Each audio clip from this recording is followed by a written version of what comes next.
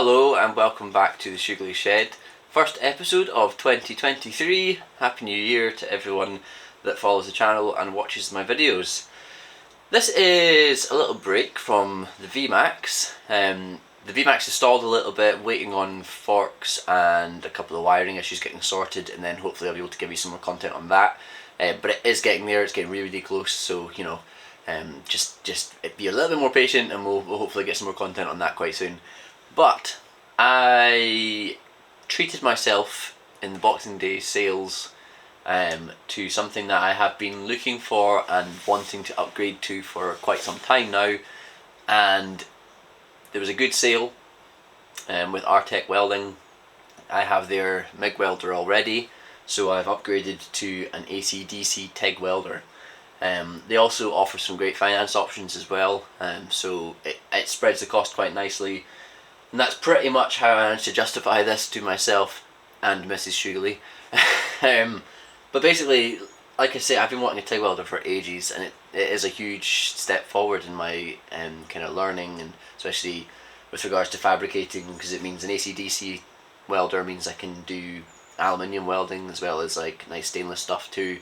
The MIG welder is kind of fast and dirty and takes a lot of grinding and stuff, where hopefully if I get good at the TIG welding, a little bit more neat and kind of nice show bike worthy welds.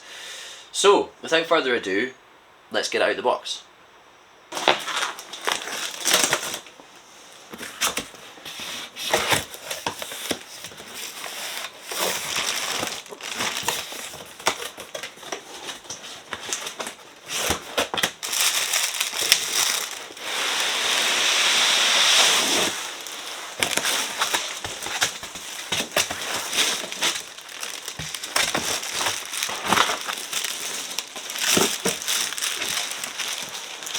Right, to go right back to basics, what is TIG welding versus the likes of MIG welding or stick welding? Right, most basic stick welding more or less is quite quick and dirty. You can do nice stick welding, but it's kind of the first welding that a lot of people learn. Next step up from that is MIG welding. You get flux core MIG welding, where you've got wire being fed into the torch with a chemical in it that creates a shielding gas. So it's a flux that creates a shielding gas as you weld. That was the first welder that I bought. Next upgrade from that is a gas MIG welder. So that's a MIG welder that feeds wire out the torch and also sprays a shielding gas, so inert gas, around your weld to shield it from oxygen. Usually, so MIG stands for mixed inert gas welding. So you've got argon CO2 mix going out onto your weld as you weld, with your wire coming through, creating an arc and doing your welding, which is what you've seen me do on the channel numerous times. So TIG welding, what's different? TIG stands for tungsten inert gas welding. Basically, you're no longer having wire fed through the torch. This time you will be using filler rods, so you've got rods of wire that you feed into the weld as you go. It also has a tungsten electrode, which you use to strike the arc, and not only that, but it creates a lot less mess. So with MIG welding there's a lot of sparks. TIG welding is pretty much sparkless, or at least it should be, and you're using an inert gas, but this time it's not mixed, it's full argon. So that is the most basics I can explain it, and pretty much the limit of my knowledge on the subject, because now, you know, this is the first time I've ever looked at a TIG welder. It's not an easy thing to pick up, so I am undoubtedly going to make mistakes and say the wrong thing, but be kind to me in the comments if you know better. That'd be really cool to kind of fill me in on your knowledge. Please be nice. Yeah, so I'm going to go through what you get in the pack here with the Artec AC/DC TIG welder, and yeah, maybe try and set it up, put down a couple of my first TIG welds, maybe, I don't know, we'll see if we get that far. We're going to get it set up first of all. Actually, I'm not going to do any welding because I'm not gas yet. I'll need to get that first, but we'll get through what you get in the pack and maybe set it up a little bit and kind of show you the ins and outs, or at least roughly the basics of TIG welding.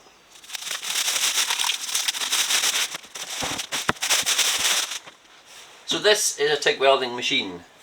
This is the Artec AC/DC TIG 161. It is one of the cheapest options for an AC/DC TIG welder that Artec do. It ticks all the boxes for me. I'm not going to be welding anything that thick, really. I think this does up to like 7mm.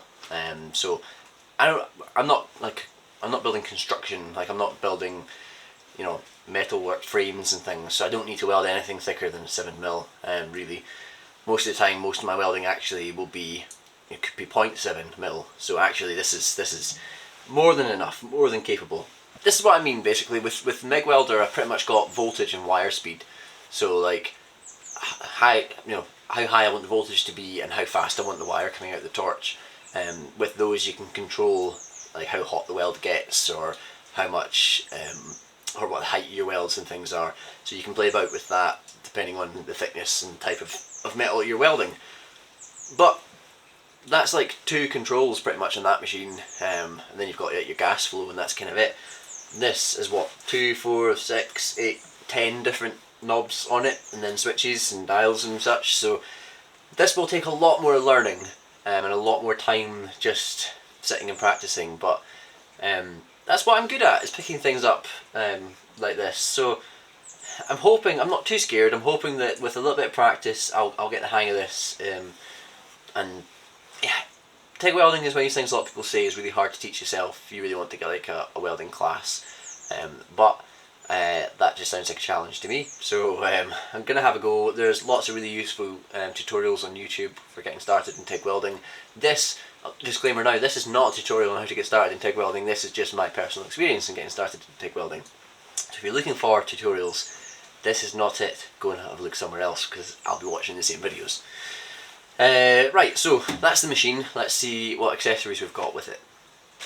Okay, first up we have the torch and the connections for it. Let's have a wee look in this.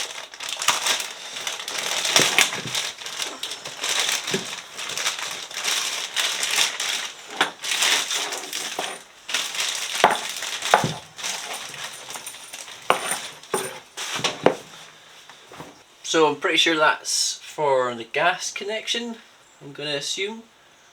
Looks gassy to me. Then that's where the torch plugs in, and that, I don't know, that's going to go into there clearly. So does that control, is that like your frequency stuff? Like, is that a bit more of a sort of digital information? I'm not sure. And this is the torch itself. So with TIG welding you're holding it more sort of like that when you're TIG welding, as opposed to with MIG welding where it's just sort of like that. So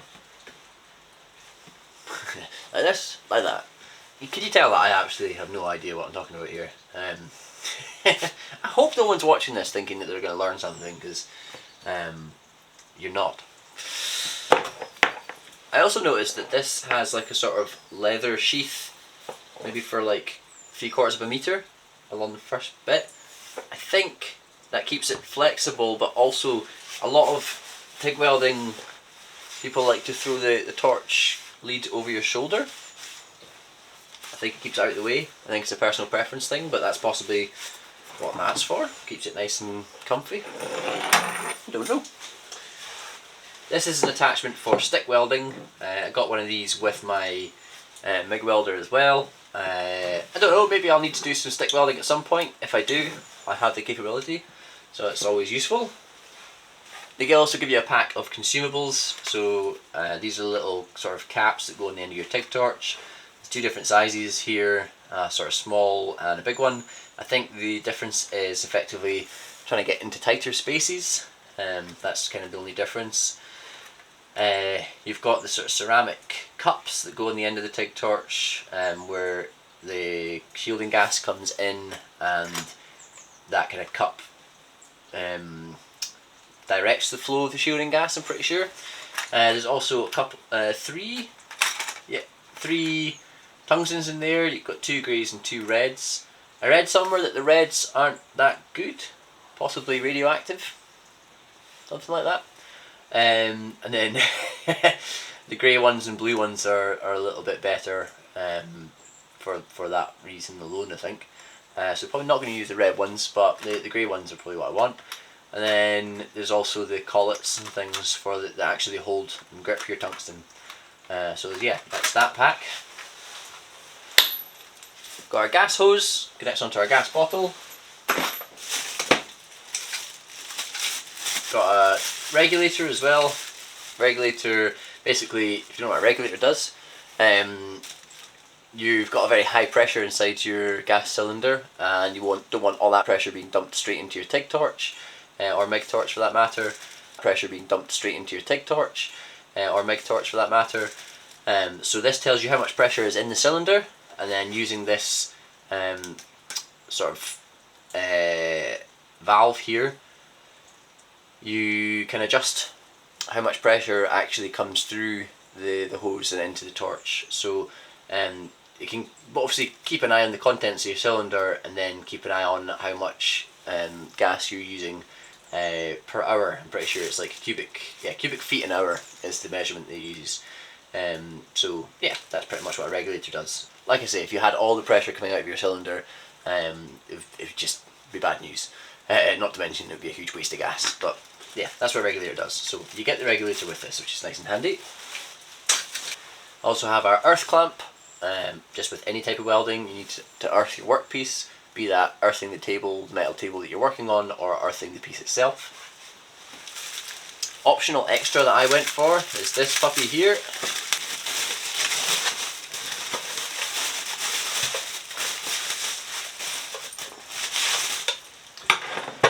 It's a foot pedal. Foot pedal controller. I think this plugs into the port where the other connection plug goes from the torch. I'm pretty sure it doesn't go in the back, does it? No, I'm right, it goes in the front. The point about a foot pedal is that you can like roll on your amps. I think it's quite useful for welding thin materials, I think, and a lot of people say you can get away without one, but you'll want one eventually, so they offer it as an optional extra for a little bit more. I thought, you know, in for a penny, in for a pound, so I've got the foot pedal. Don't know if I'll use it yet, but that's effectively what that does and why I have it. And last but not least, I have a UK plug, outlet plug. They do give the option to have like a 3-pin blue plug thing if you've got like, is that for 3-phase or whatever. Well, basically the plug comes off the machine and you can wire it yourself. Not a big deal. If you're using a TIG welder, I'm assuming you have the capabilities to wire a plug, I hope. So yeah, UK plug there.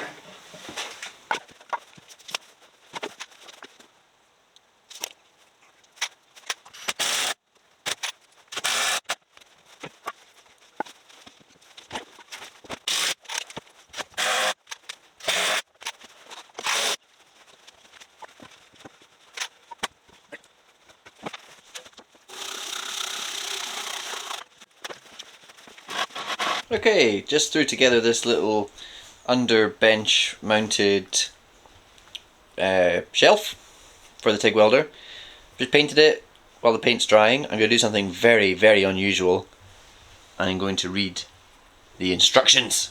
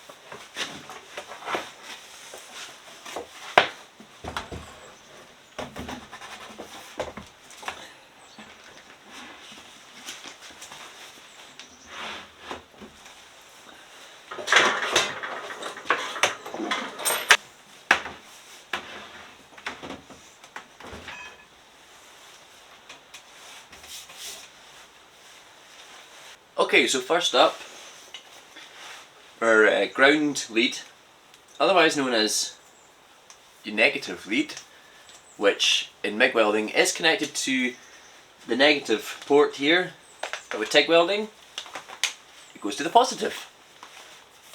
Who knew? So, positive here, and that goes, locks in like that. So that is my ground clamp. So if I was going to work on this table, I'd ground the table, or I could clip this directly to the workpiece. Now out of the way. Next thing is the TIG torch itself, and that, you guessed it, is going to go to the negative terminal over here. So again, like that, twist it, that's it locked. This is going to go into here for the gas. Gas gets connected into the back of the machine, and like I say, I've not got any gas yet, but we will get there. And then this, I read the instructions now, this switch, the plug, operates the switch button on the torch itself. So if you're using the torch on off button, you'd be using this in there, and if you're using the foot pedal, you'd plug the foot pedal directly into there. There you go. I'm going to plug this in here just now, like so. Screw it down, and that's basically all my connections made to the front of the machine. You got MMA and TIG. MMA is your not mixed martial arts, it's your stick welding, so we're not doing that. TIG welding, so we're on TIG. Base current is the main welding current. Pulse current is the pulse that's like, it goes between low and high, so it would basically pulse between your pulse current, your lower one, and your base current, which is your kind of maximum. And then if you set it to 0, it would just turn off that pulse capability. Pulse frequency, which is over here. Pulse frequency sets how often the pulse will occur, and it's in hertz, so 0.5 to 25 hertz. Upslope, talked about that earlier. Your upslope's here. Your upslope is an adjustment for 0 to 10 seconds, and that basically when you start your welding, it increases the current gradually. Pulse width over here. This is the width of the pulse, which is a time measurement. It's in seconds, so 0.1 to 0.9 seconds. Downslope, talked about that earlier as well. Your downslope here is when it tails off, when you're finished doing your welding, and kind of tapers down. AC/DC selector, obviously, AC is your aluminium and alloys, and DC is your steel. 2/4-way selector here, so it's a step trigger mode. It can be done in 2 or 4 step modes. When the trigger mode is in 2-step position, it goes like pre-flow, ramps on, you do your weld, ramps down, post-flow. In your 4-step, it goes pre-flow, steps up to another set current, and then we'll step up again to your main current, and then we'll step down to that previous or secondary current, and then drops back down to your 0 current, and then you get your post-flow. Not entirely sure why you'd pick one or the other, but obviously that's something for me to research. MMA TIG mode, we talked about that, we're in TIG mode. So, AC stuff, this is for welding aluminium. We've got the AC square wave frequency adjuster, which is here. So traditional TIG welders have a frequency of 60 Hz. This one has advanced technology, which allows your AC frequency adjustment from 50 to 250 Hz. So as you turn up the frequency, the width of the arc from the tungsten decreases, allowing more control of the weld pool and increased travel speed. There you go. LED display, obviously. Gas post-flow adjustment, which is... where are we? Post-flow is up here. Post-flow, as I said earlier, is just how long the gas continues to flow once you finish welding. Post-flow is important for stopping contamination of your tungsten, and it also helps cool your weld down. AC square wave balance, that is this one here, I think the last one. So AC square wave balance is, so this switches between positive and negative flows. So for example, 30% is maximum penetration, the machine is more torch negative, and 70%, there's 30% positive, 70% negative. 70% is maximum cleaning, the machine is more torch positive, so 70% positive, 30% negative.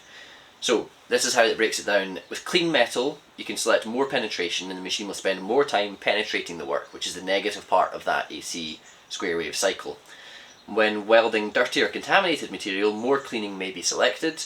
The machine will spend more time lifting coating off the work, which is the positive part of the cycle. So for most AC welding, I suggest you set it about 40% SP. This means 40% of the weld cycle is positive, cleaning, and 60% of the weld is negative, penetration. So if you're welding really clean metal, you can opt to get the machine to focus more on the penetration. If you're welding perhaps like slightly more dirty metal or slightly oxidized metal, you can get the machine to concentrate on cleaning the metal as it welds. You just won't be able to penetrate quite as deeply, so not as huge an issue if you're welding like slimmer, like thin gauge steel or aluminium. So that's an interesting little feature it's got. Again, I'll need to practice all these and figure out what my best settings are. And then we've got arc force, which is over here. Arc force is just for your stick welding, so something I won't be using on this machine, very unlikely. And the rest is all mostly safety stuff. Basically, welding is quite dangerous, so be careful. Last little thing I bought is this. It's a TIG torch holder, magnetic one. So just got this off Amazon. It was like £15. Basically, magnetic base sticks to your work table quite nicely, and then your torch, when it's set up, can basically sit in there and it will hold it straight when it's got your top piece on it. The reason you want a holder for TIG welding is that when you put the ceramic cups on the end of this, they can smash very easily. So if you drop your torch when you're finished welding, you break that and then you'll have to replace it. MIG welding again is a bit more sort of hardy, MIG monkey. You can pretty much chuck your torch around and it's not really going to damage it that badly. Obviously you could damage it if you really abuse it, but TIG welding, again, everything is just a bit more precise and delicate, and the torch is no exception, and you can break it quite easily. So a TIG torch holder is kind of a necessity. Right, setting up the torch. I ordered a set of accessories for a TIG torch ahead of time. Also got the stuff that came with the welder. Means I have a multitude of little ceramic cups, which is great because the likelihood is I will break them. I also have little Pyrex cups. I'll take one out to show you. Pyrex, obviously, fireproof glass, heatproof glass I should say. So the good thing about these is you can see what you're doing better, whereas obviously the ceramic ones kind of shield what you're doing. So this does kind of direct the flow of your gas, but you can still see your weld quite well. So I've heard that these are quite useful, especially for beginners, because you can see what you're doing a little bit better, or what you're not doing right, which is probably more likely. Anyway, also have different lengths to go on the top of the torch again, and you can use smaller ones for getting into tighter spaces, but obviously you'll need to cut your tungsten down. So I'm just going to put the big one on just now with plenty of tungsten. Comes with a few different sizes of tungsten collet. Are these the collets? Are these the collets? One or the other. Basically these will go together and hold your tungsten in place, and the little meshes in there is where the gas flows through and surrounds the electrode. Yeah, a few different sizes of things. like I said, it comes with some stuff to get you started, but this little set was about £20, so worth having, I think. The welder also comes with tungsten, so let's pull out a tungsten. So this is your tungsten electrode. You need to grind these to a point. I'll do that in a wee minute. Effectively, you want to hold it against your bench grinder this way round, not this way round. This way round creates spirals which can draw your tungsten into the weld pool, I think, whereas this way round creates a finer point with like lines going that way, which I think is meant to be beneficial. I am just paraphrasing YouTube videos I've already watched, so like I say, this is not a tutorial. So, tungsten, I've also got two of these, but the top bit and the torch. So, I believe this just pulls off, screws in like that.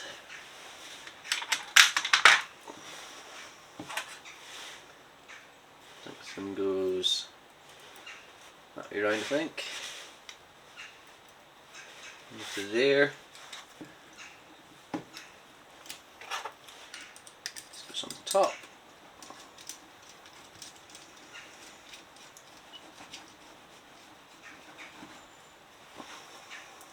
So, all you need to do is loosen that, and you can put your tungsten in and out to get the correct stick out, tighten it down, and that's your tungsten secured. Then obviously over that you need a cup. So have this on first, I think.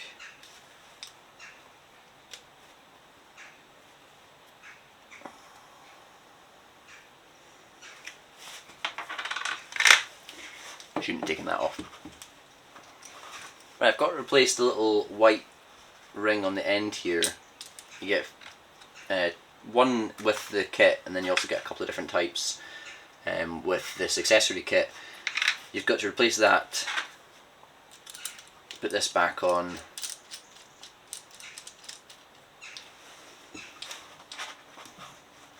my tungsten out, and then that's your Pyrex cup on over there. The little rubber O-ring goes on, and then your Pyrex cup goes on around it. So I believe that's my torch now set up. I'll need to just double check everything, but it's got a nice little flexible head on it as well, which is quite cool. My Pyrex cup, so I can see what I'm doing. I need to sharpen my tungsten obviously, but effectively that is the torch built, and then that is you ready to start TIG welding. Yeah, you can see I'm kind of stumbling my way through this blindly, but I guess when you teach yourself to do anything, there's always going to be a bit of that. So I'm going to go away and watch a lot of YouTube videos on how to TIG weld, and then hopefully bring you back for another episode where I actually strike an arc up with this thing and see what my first few TIG welds look like. Spoiler alert, probably not very good. I'm aware that that probably wasn't the most exciting video and possibly a little bit dry, but I suppose, like I've said a couple of times now, teaching yourself to do something, there's a lot of trial and error and figuring things out for yourself. So I hope that gives you a little bit of an insight into what my plan is with this TIG welder. Like I say, I need to put in a lot of time to learn the ins and outs and the finesse of TIG welding, and then yeah, actually start striking up a weld and seeing if I can create some nice pretty stacked dimes. Anyway, we'll walk before we run.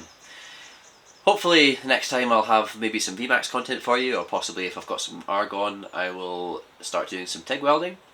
I'm probably going to try and film as much of my TIG welding journey as possible, just for document's sake, and hopefully that's something that interests you. Until then, please do give me a like, comment and subscribe to the Shoogly Shed channel. I really do appreciate all the support, and as we move into this new year, I'd like to continue to grow the channel, and I know that last year I hadn't even got 1,000 subscribers. Now I've got, moving in on 3,000, which is utterly incredible. It still blows my mind, and I hope to just make that number grow and grow throughout this year, producing more content that hopefully you lot enjoy. Anyway, I rambled on enough. Take care. Goodbye. AC balance I know is quite important. Not sure why, I just know it's important. Can you tell that I'm a noob with this? AC frequency, pulse width, pulse frequency.